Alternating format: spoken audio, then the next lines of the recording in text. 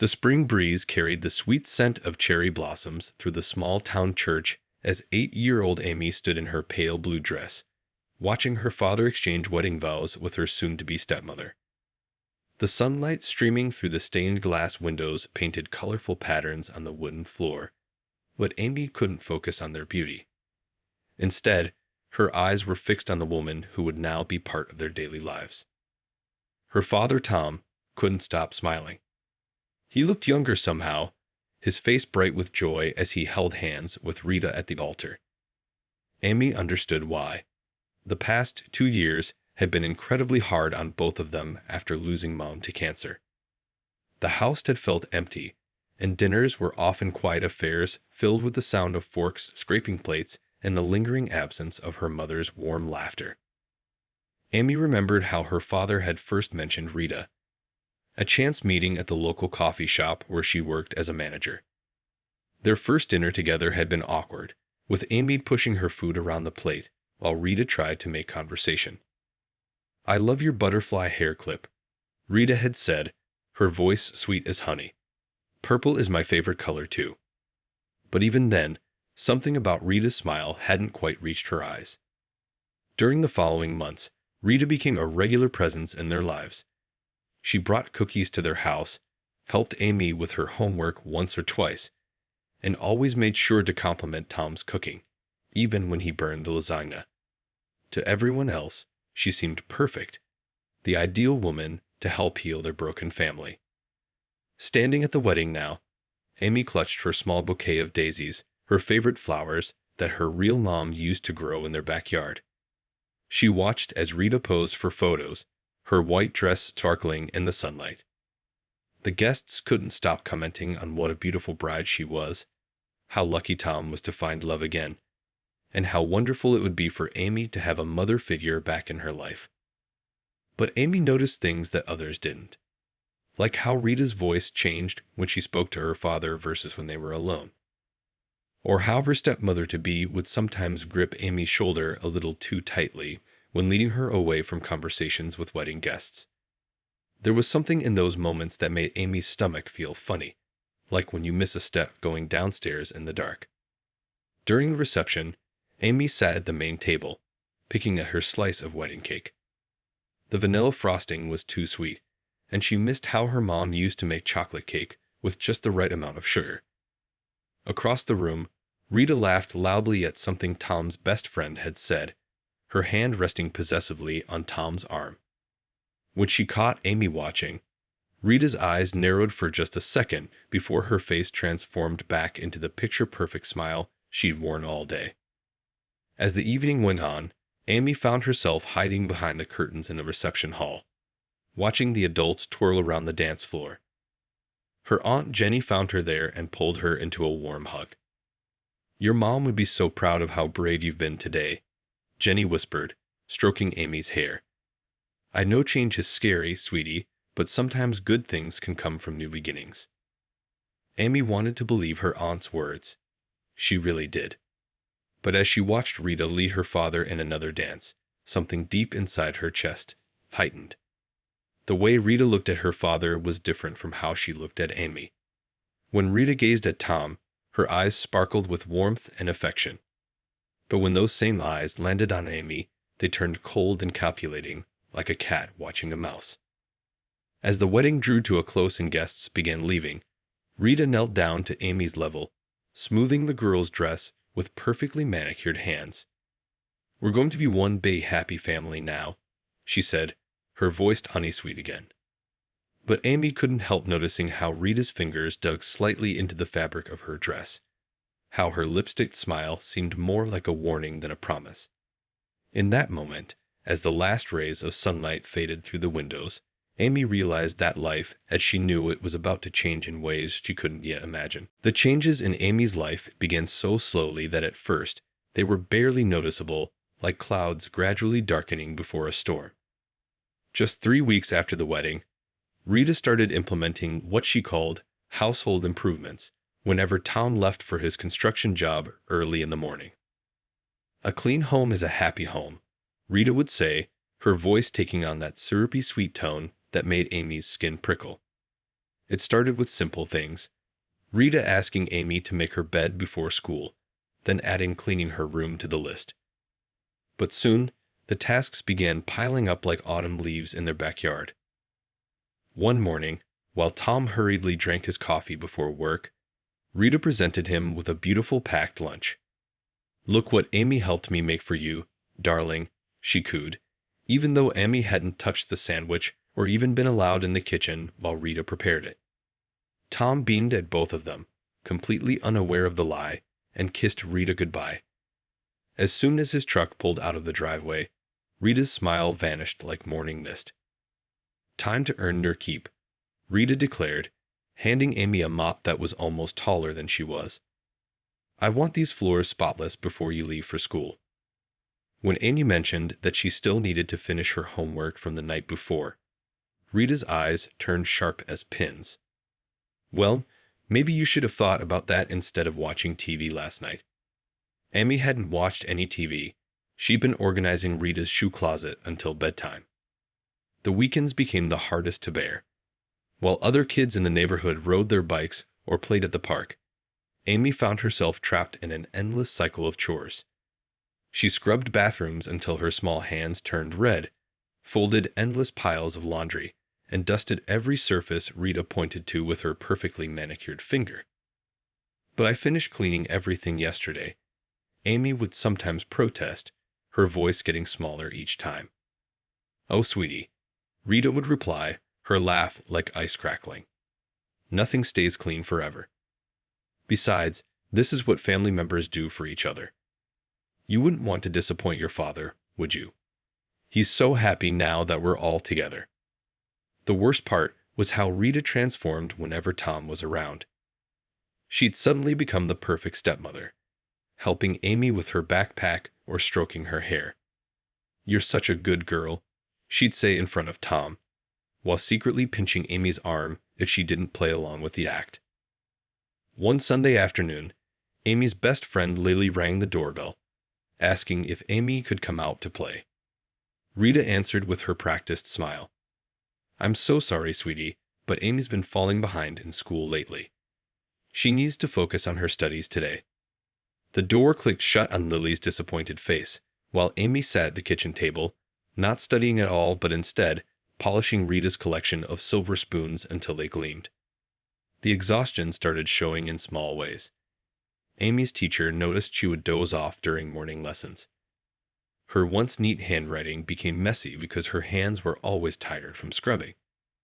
During recess, instead of playing jump rope with her friends, she would find a quiet corner to rest, her small body aching from all the household work.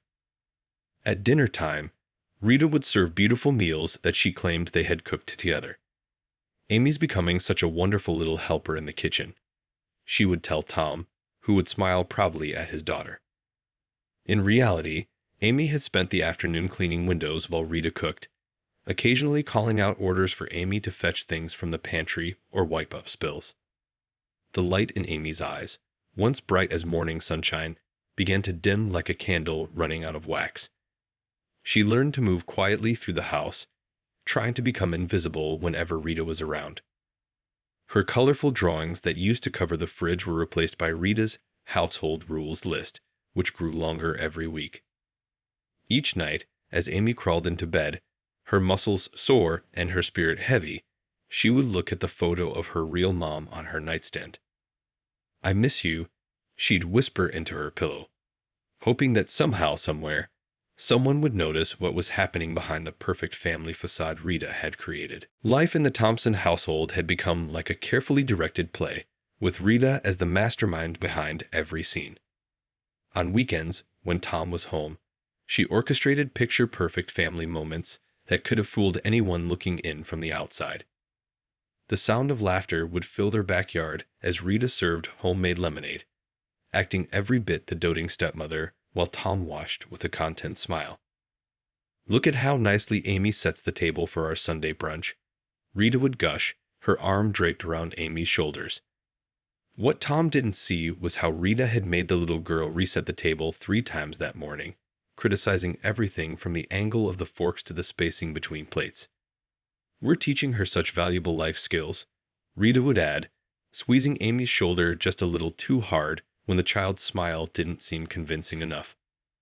During their family movie nights, Rita would pull Amy close on the couch, stroking her hair for Tom to see. "Isn't this lovely?"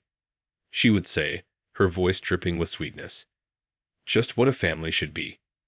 But Amy could feel the threatening undertone in Rita's gentle touches, the silent warning in each pat and caress. The moment Tom would leave the room, those same hands would push Amy away, sending her to clean up the kitchen or fold another load of laundry. The hardest part for Amy was watching her father fall deeper under Rita's spell. Tom would come home from work, tired but happy, and Rita would greet him with a spotless house and a warm meal. "Amy and I had such a productive day," she would announce, taking credit for all the cleaning Amy had done. "We're becoming closer every day, aren't we, sweetheart?" The question always came with a sharp glance that Amy had learned to read well. One afternoon, Tom came home early and found Amy reading a book on the porch. "There's my girl," he said, scooping her up in a hug that made her heart ache with longing for more such moments. But Rita quickly appeared, her face momentarily flashing with annoyance before smoothing into her perfect stepmother smile. "Oh, Amy was just taking a little break," Rita explained smoothly. "She's been so helpful today, organizing all the kitchen cupboards. Such a responsible little girl." The praise felt like poison to Amy's ears, knowing that tomorrow she would probably have to reorganize those same cupboards again, and again, until Rita deemed them perfect. During parent-teacher conferences, Rita would shine like a star, bringing homemade cookies and charming Amy's teachers with stories about their wonderful blended family. "We're just so blessed," she would say, her eyes glistening with well-practiced tears. "Amy has adjusted so beautifully, and Tom and I are so proud of her." The teachers would nod approvingly, never suspecting that the cookies had been made by Amy's tired little hands after hours of other chores. When relatives visited, Rita orchestrated elaborate scenes of domestic bliss. She would dress Amy in pretty outfits and parade her around like a doll, showing off how well-behaved and helpful her stepdaughter was. "She's such a joy," Rita would tell Amy's grandparents, while secretly pinching the girl's arm behind her back if she didn't smile enough or stand straight enough. Even Amy's birthday party became another stage for Rita's performance. She invited all the neighbors and decorated the house beautifully, but made Amy spend the morning cleaning and preparing everything. "A good hostess always makes sure her guests are comfortable," Rita lectured as she watched Amy arrange party favors. When guests arrived, Rita told charming stories about how she and Amy had planned everything together, taking credit for all the work while Amy stood silently beside her. The weight of keeping up appearances was becoming heavier for Amy with each passing day. She watched her father's blind happiness, saw how everyone praised Rita's parenting skills, and felt increasingly trapped in this web of pretense. At night, lying in bed, she would try to think of ways to tell her father the truth, but Rita's threats about ruining their happy family and breaking her father's heart kept her silent. Each morning, as Amy got ready for school, she would practice her own performance in the mirror, the smile she needed to wear, the grateful words she had to say, the perfect posture Rita demanded. But behind her rehearsed expressions, a storm of confusion and hurt was growing, waiting for the day when someone would finally see through Rita's perfectly crafted illusion. The walls of Amy's world grew smaller with each passing week. Her once bright life, filled with playdates and after-school activities, had shrunk to an endless cycle of chores and isolation. Rita had mastered the art of keeping Amy away from her friends while making it seem completely reasonable to everyone else. "I just got a call from your teacher," Rita announced one afternoon as Amy packed up her art supplies. She had been looking forward to art club, her last remaining after-school activity. "She mentioned you're struggling with math. I've already called to cancel your art club membership.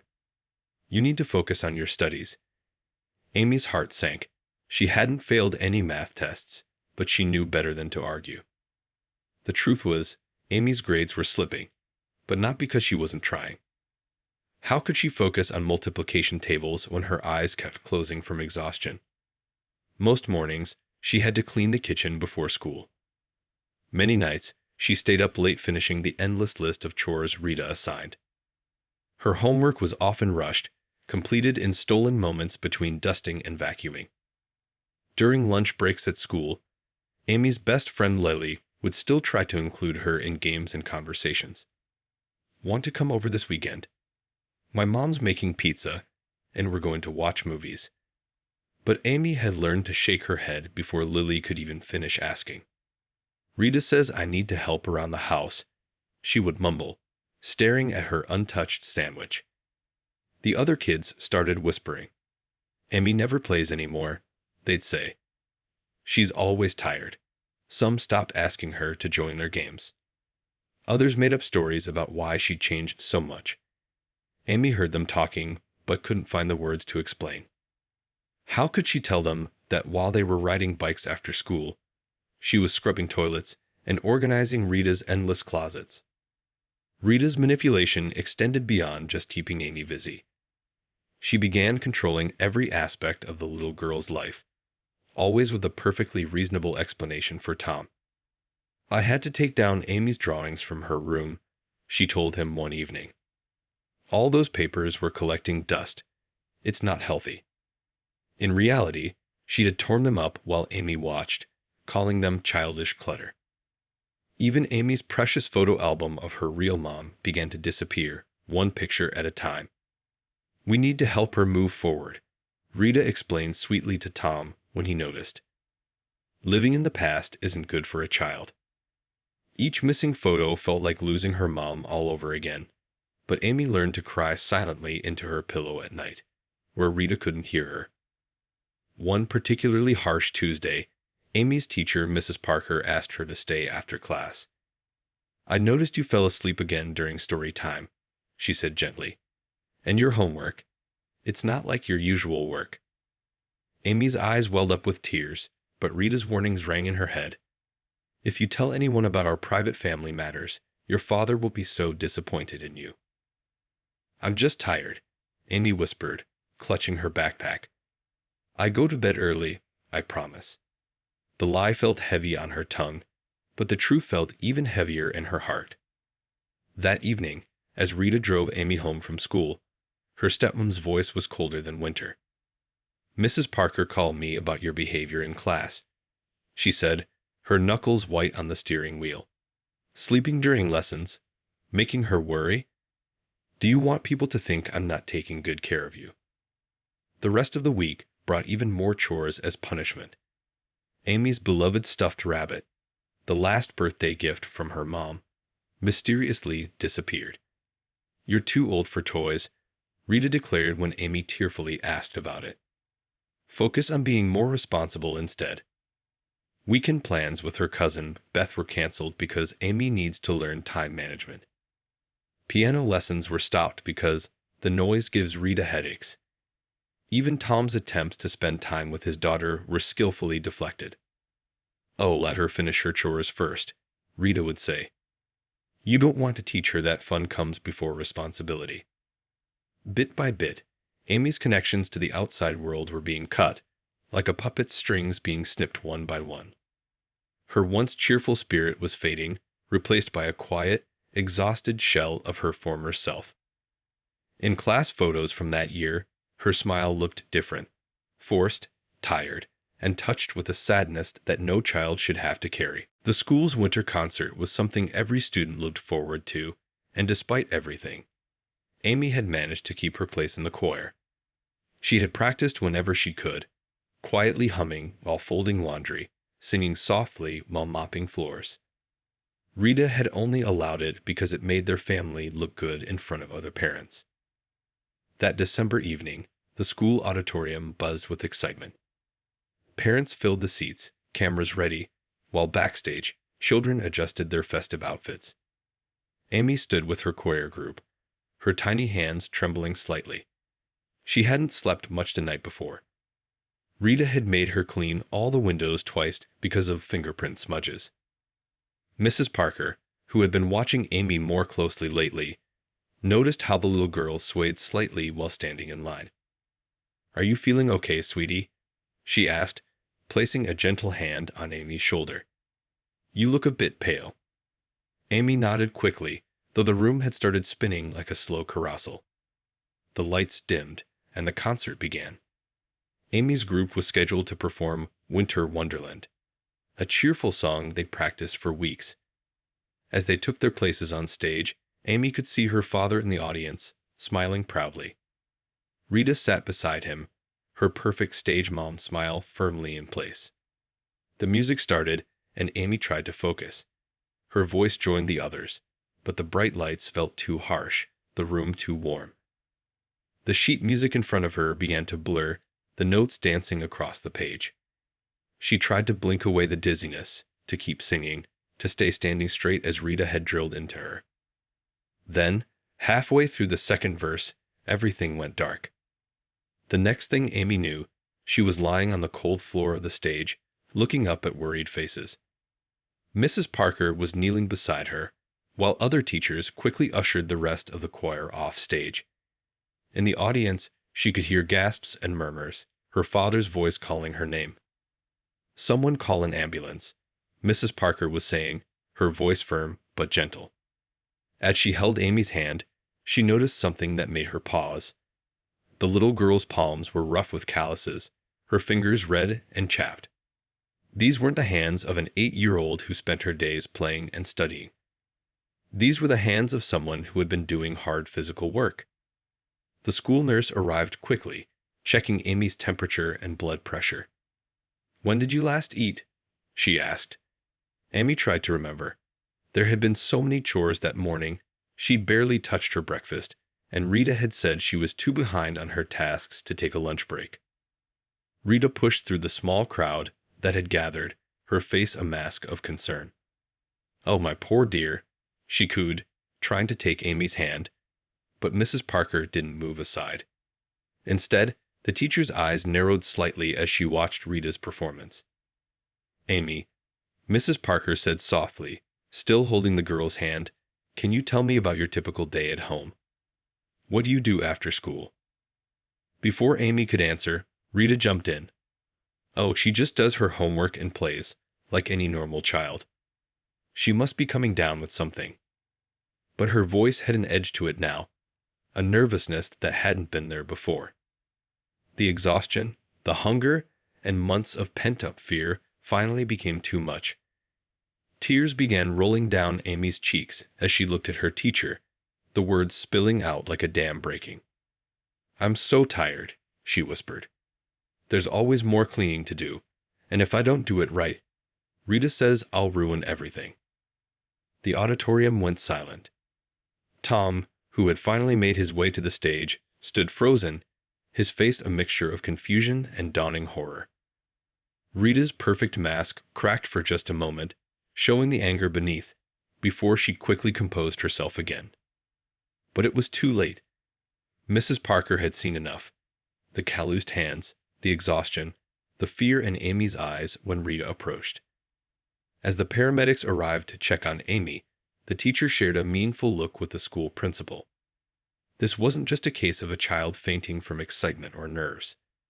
This was something much more serious, and finally, someone was going to do something about it. The following days brought a whirlwind of changes to Amy's life. After her collapse at the concert, Mrs. Parker had immediately arranged a meeting with the school counselor, Mrs. Brown, and Amy's father. Tom sat in the counselor's office, his work boots still dusty from the construction site, his face growing more troubled with each passing minute. "We've noticed some concerning changes in Amy over the past few months." Mrs. Brown began gently, spreading out Amy's school records on her desk. "Her grades have dropped significantly. She's constantly tired, and today, Mrs. Parker noticed signs of physical strain that shouldn't be present in a child her age." Tom leaned forward, his coffee forgotten in his hands. "What do you mean, physical strain?" His voice carried the weight of someone beginning to wake from a long dream. Mrs. Parker pulled out a folder containing Amy's artwork from the beginning of the year, bright, happy pictures of her family, and compared them to her recent works, which were darker, using heavy pressure and scattered lines. "Look at how her drawings have changed," she explained. "And her hands, Tom. They're rough and chapped like she's been cleaning with harsh chemicals."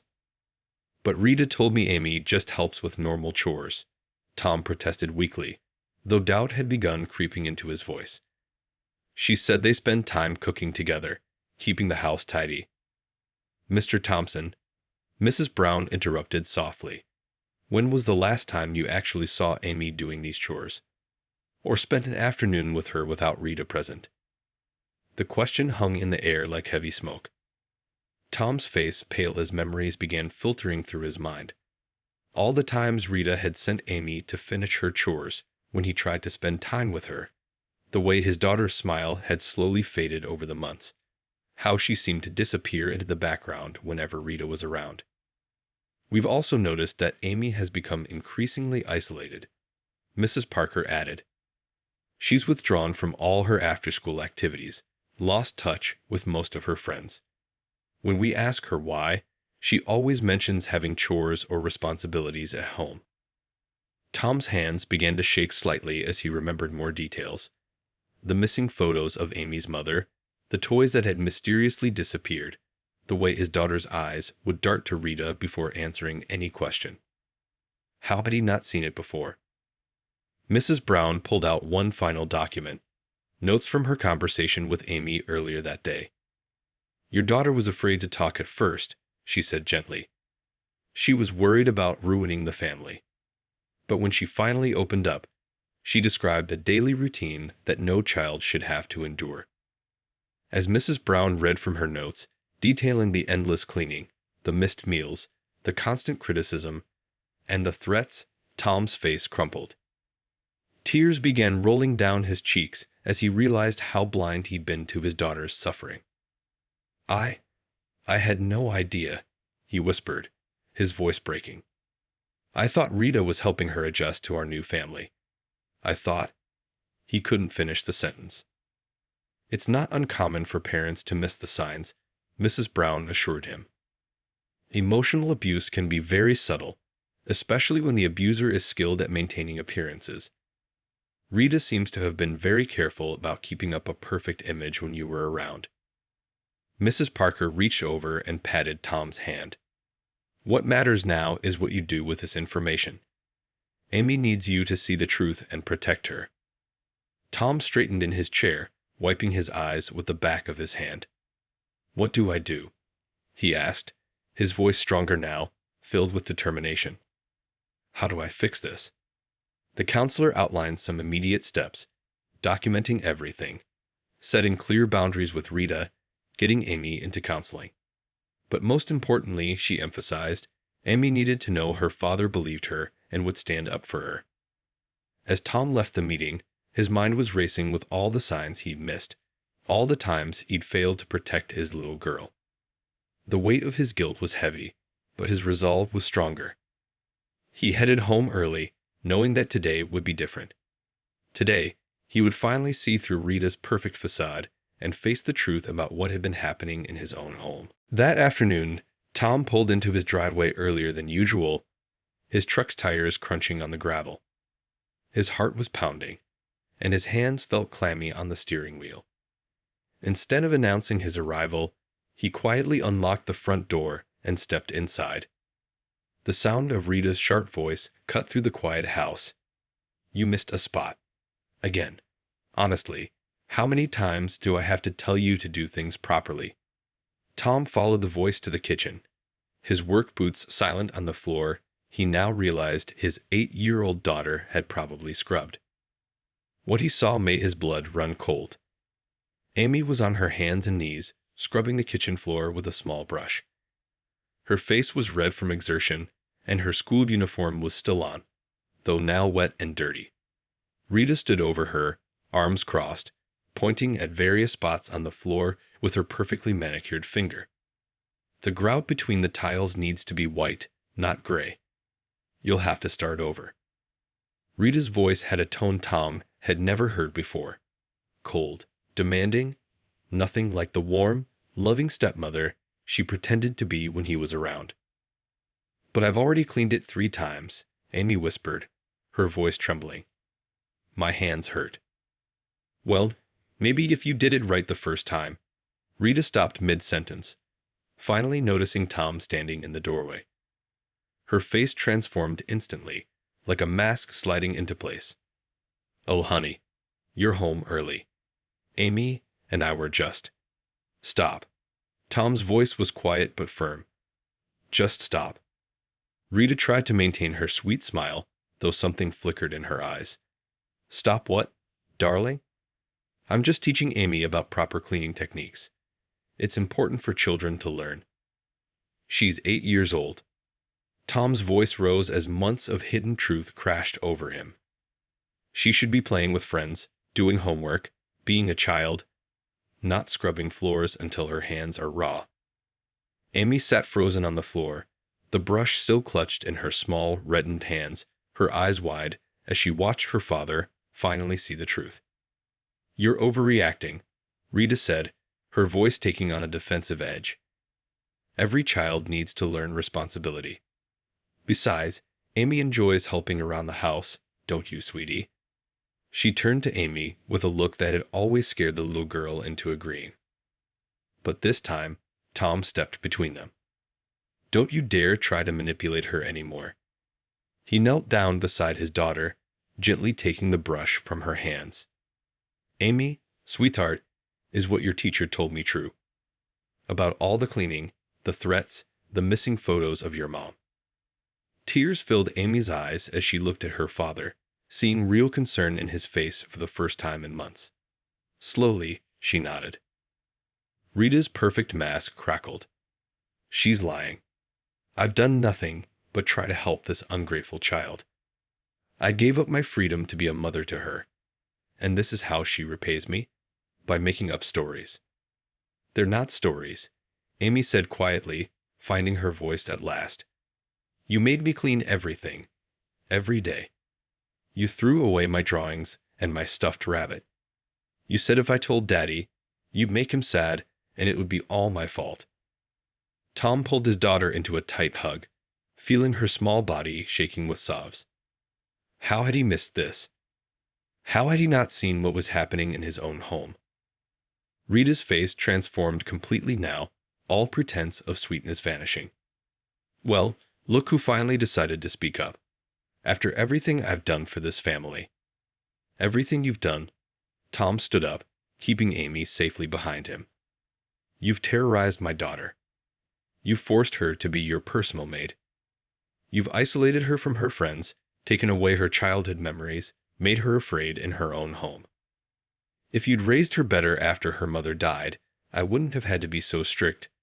Rita spat, showing her true colors at last. Tom's face hardened. Get out, he said quietly. Pack your things and get out of our house. Now. Rita stared at him in disbelief, then at Amy, who was clutching her father's hand. For a moment, she looked like she might argue, but something in Tom's expression stopped her. Without another word, she turned and stormed upstairs. Tom knelt down again beside Amy, wiping tears from her cheeks. I'm so sorry, sweetheart, he whispered. I'm so sorry I didn't see what was happening. But I promised you, it's over now. No one will ever treat you like that again. Amy hugged her father tightly, feeling truly safe for the first time in months. Outside, the afternoon sun streamed through the kitchen window, casting long shadows across the floor she'd spent so many hours cleaning. But now, finally, a new chapter was beginning. The days that followed were filled with both healing and hard conversations. Tom took a week off from work, something he'd never done before, to focus entirely on helping Amy recover from her ordeal. The house felt different now, quieter, but somehow lighter, as if a dark cloud had finally lifted. Rita had left that same evening, her perfect facade crumbling completely as she packed her things. Her true nature showed itself fully in her bitter words and angry glares, but Tom stood firm, making sure she couldn't get anywhere near Amy. I'll be contacting my lawyer, was all he said as she dragged her suitcases to her car. That first evening alone, Tom ordered Amy's favorite pizza. something Rita had never allowed, claiming it was too unhealthy. They sat on the living room floor, breaking all of Rita's strict rules about food outside the kitchen, and slowly, Amy began to talk. "I wanted to tell you so many times, Daddy," she said quietly, picking at her pizza crust. "But she said you were finally happy again, and I didn't want to ruin everything." Tom felt his heart break all over again. "You could never ruin anything, sweetheart," he assured her, pulling her close. "I'm the one who should have noticed. I'm the one who should have protected you." The next morning, they went through the house together, undoing Rita's changes. In the hall closet, they found Amy's stuffed rabbit, hidden away in a box marked donations. The moment Amy hugged it close, tears streaming down her face, Tom vowed never to let anyone hurt his little girl again. They discovered more hidden treasures. Drawings Rita had claimed were thrown away. Photos of Amy's mother she tucked away in storage boxes. Even Amy's favorite books that had mysteriously disappeared over the months. Each recovered item felt like reclaiming a piece of their lives. Mrs. Parker and Mrs. Brown, the school counselor, became invaluable allies in Amy's recovery. They'd arranged for Amy to meet with a child therapist, Dr. Lisa, who specialized in helping kids process difficult experiences. At first, Amy was nervous about therapy, but Dr. Lisa's gentle approach and understanding nature helped her feel safe. Sometimes, Dr. Lisa explained during a joint session with Tom, children carry guilt for things that were never their fault. Amy needs to know that none of this happened because of anything she did wrong. Tom worked hard to rebuild trust with his daughter. He shortened his work hours and made sure to be home for dinner every night. They started new traditions. Tuesday became board game night. Thursday was for baking cookies and making a mess in the kitchen. And weekends were for whatever Amy wanted to do. Slowly, Amy's friends started coming back into her life. Lily was the first to visit, bringing her favorite dolls and a handmade card.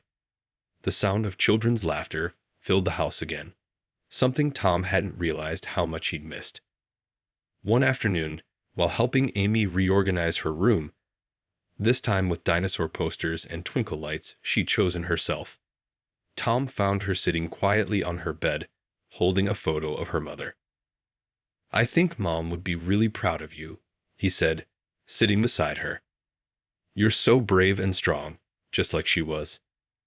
Amy leaned against him, clutching her recovered stuffed rabbit. "Do you think she'd be mad that we let Rita be mean to us?" "No, sweetheart," Tom assured her, his voice gentle but firm. "Your mom would understand that sometimes good people can be fooled by others who pretend to be nice. What matters is that we learned the truth and fixed things together." They hung the photo of Amy's mom in a special place on the wall, right where Amy could see it from her bed. Below it, they started a collection of new family photos. Amy at her renewed art club exhibitions, father and daughter making silly faces at the park, pictures with grandparents and cousins who now visited more often. The house began to feel like a home again, filled with love, laughter, and the occasional mess, exactly as a house with an 8-year-old should be. There were still tough days when Amy would get quiet, remembering the dark times, but now she knew she could always talk to her dad about her feelings. 6 months had passed since Rita's departure, and spring was in full bloom again. The garden that Rita had once kept perfectly manicured was now a cheerful mix of wildflowers and vegetables that Amy had planted with her father. Some of the rows were a bit crooked, and not all the seeds had grown exactly as planned. But that's what made it special. It was perfectly imperfect, just like real life. On this particular Saturday morning, Amy stood in the kitchen, wearing her favorite purple apron, flour dusting her nose as she helped her father make pancakes. These weekend breakfast sessions had become their special tradition, complete with spilled batter and laughing about whose pancake looked more like a blob than a circle. "Daddy, can we make an extra stack?" Amy asked, carefully stirring the batter. "I promised Lily and Beth they could come over for a breakfast picnic in the backyard." Tom smiled, noticing how easily Amy now asked for things, no longer afraid of being told no or given extra chores as punishment. "Of course we can, sweetheart. Why don't you invite Mrs. Parker too? She mentioned she'd love to see your new science project." The changes in Amy were remarkable to everyone who knew her. Her grades had bounced back to their former excellence, but more importantly, her eyes sparkled again. Dr. Lisa, her therapist, had helped her understand that what happened wasn't her fault, and that it was okay to be a kid again. The house had transformed too. Gone were Rita's strict rules about perfect corners and spotless surfaces. Now, Amy's artwork covered the fridge, and muddy footprints occasionally tracked through the hallway after rainy day adventures. Tom had learned that a happy home wasn't about perfect cleanliness. It was about love, laughter, and feeling safe. Later that morning, as Amy and her friends spread their picnic blanket under the old oak tree, Tom watched from the patio. Mrs. Parker sat beside him, both of them enjoying the sound of children's giggles floating across the yard. "She's come so far," Mrs. Parker observed warmly. "It's wonderful to see her being a child again." Tom nodded, his heart full. "We both have. You know, last week she told me something that made me cry. She said she's not afraid to make mistakes anymore because she knows they're just part of learning, not reasons to be punished." The weekly therapy sessions with Dr. Lisa had helped them both heal. Tom had learned to recognize signs of anxiety in Amy and how to help her feel secure. They had a new routine now. Every evening, they shared their highs and lows of the day, making sure nothing important went unsaid between them. Amy's room had become her happy place again. The walls were covered with photos. Old ones of her mother that they'd recovered, new ones of her friends and family, and plenty of her own artwork. Her stuffed rabbit sat proudly on her bed, joined by new stuffed friends that Tom had let her pick out. Even their extended family had grown closer through the experience. Amy's grandparents visited more often, and her Aunt Jenny had become a regular presence in their lives, often joining them for their Thursday baking adventures. The house was filled with the kind of chaos that comes with real family love. Board games scattered on tables, half-finished craft projects, and the constant coming and going of friends. As Tom watched Amy showing her friends how to make daisy chains in the garden, he reflected on how far they'd come. The dark times had taught them both valuable lessons about love, trust, and the importance of speaking up. But more than that, it had shown them the strength they had within themselves and as a team. "Daddy," Amy called out, waving a slightly lopsided daisy crown. "Come see what we made. You have to wear it. You'll be the king of the garden." Tom laughed and joined the girls on the grass, letting Amy place the flower crown on his head. This was what childhood should be, he thought, full of imagination, friendship, and unconditional love. That evening, as they sat on their porch swing watching the sunset, Amy leaned against her father's shoulder. "I'm really happy, Daddy," she said simply. "Me too, sweetheart," Tom replied, kissing the top of her head. "Me too."